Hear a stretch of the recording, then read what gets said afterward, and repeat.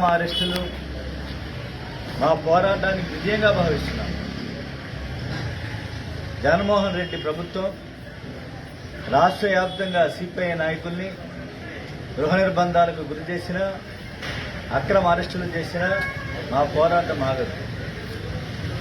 తాత్కాలికంగా ఈరోజు నువ్వు భగ్నం చేయవచ్చు అక్రమ అరెస్టుల ద్వారా, కానీ రాబోయేటువంటి కాలంలో మరింత తీవ్రతరమైన ఉద్యమాన్ని చేపడతామని చెప్పి ప్రభుత్వాన్ని హెచ్చరిస్తున్నాం. అదే సందర్భంలో 3 సంవత్సరాల క్రితం కట్టినటువంటి డిపాజిట్లు గుర్తురాల, కానీ 3 సంవత్సరాల పాదయాత్ర సంబరాలు మాత్రం చేసుకుంటున్నది. ఇదేం న్యాయం? ఇవాళ మోసం దగా జరుగుతున్నది. వాలంటీర్ల వ్యవస్థను అడ్డు పెట్టుకుని 3 మాసాల్లో మీకు ఇల్లు ఇస్తాము, కమ్యూనిస్టుల పోరాటానికి మీరెవరూ కూడా వెళ్ళవద్దని చెప్పి చెబుతున్నారు. ఇది ధర్మమా?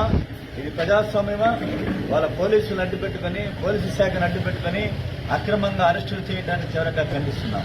విజయవాడ నగరంలో 30 మంది సిపిఐ నాయకుల్ని, ప్రజా సంఘాల నాయకుల్ని, మహిళా యువజన విద్యార్థి నాయకుల్ని, వార్డు పార్టీ సెక్రటరీస్ని అందరినీ కూడా గృహ నిర్బంధంలో అరెస్టు చేయడం జరిగింది.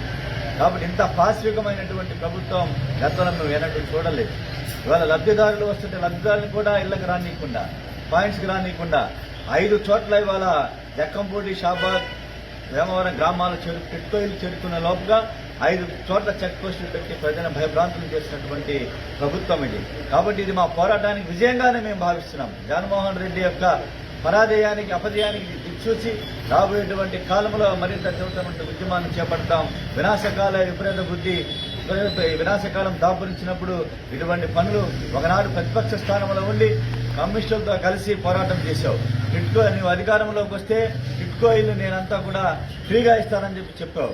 ఏమైపోయినాయి జగన్మోహన్ రెడ్డి వారు నీ మాటలని చెప్పేసి అడుగుతున్నా. కాబట్టి ఇవాళ మోసపూరితమైనటువంటి ప్రభుత్వం పేదవాళ్ళకి ఇల్లు వచ్చేంత వరకు కూడా అరెస్టులకు అయినా, జైల్లోకి వెళ్ళినా మేము సిద్ధంగా ఉన్నాం. సిపిఐగా అక్రమ అరెస్టులు సాగించిన వెరవం, భయపడం. కాబట్టి రాబోయేటువంటి కాలంలో మరింత తీవ్రమైన ఉద్యమాన్ని చేపడతామని చెప్పి డిపాజిట్లు కట్టిన వాళ్ళందరికీ ఇళ్ల స్థలాలు మంజూరైన వాళ్ళకి తక్షణం ఇళ్ల పట్టాలు మంజూరు చేయాలని చెప్పి అక్రమ అరెస్టులను ఖండిస్తూ మా తీవ్రమైనటువంటి నిరసనని తెలియజేస్తాం.